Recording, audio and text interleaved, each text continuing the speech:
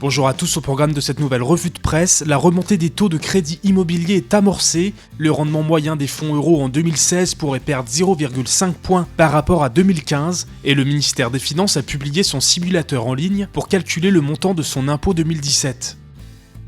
Toutes les bonnes choses ont une fin. En novembre 2016, les taux de crédit immobilier ont atteint leur plus bas historique, en s'établissant à 1,31% en moyenne. Mais depuis, la remontée des taux, pressentie depuis plusieurs mois, a fini par s'amorcer. Actuellement à 1,34%, les taux sont attendus entre 1,65 et 1,75% à la fin de l'année 2017, selon l'Observatoire Crédit Logement CSA, cité par le Figaro.fr. Quelle marge de manœuvre vont encore avoir les emprunteurs pour négocier le taux de leurs prêts ? Les Échos.fr explique que la loi Macron, qui entrera en vigueur début février, devrait faciliter la mobilité bancaire et donc renforcer la concurrence entre les établissements et ainsi permettre aux particuliers de faire pression pour obtenir un crédit au meilleur taux possible.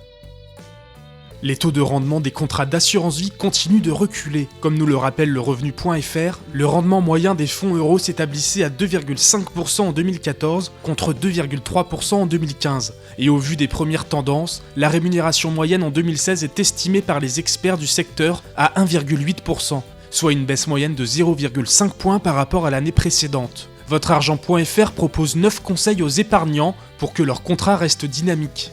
Parmi eux, investir davantage dans les unités de compte, plus risqué car non garanti, mais au potentiel plus rémunérateur. Pour ceux qui préfèrent la pierre papier aux actions, certains contrats proposent également d'investir en SCPI, ce qui permet de mettre de l'immobilier dans son contrat tout en conservant la fiscalité avantageuse de l'assurance vie.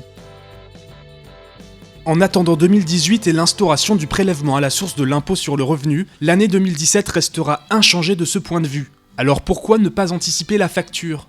Bercy a en effet annoncé la mise en ligne de son simulateur de calcul de l'impôt 2017, nous apprend Numérama.com. Ce dernier est disponible en se connectant sur son simulateur personnel sur le site impôt.gouv.fr.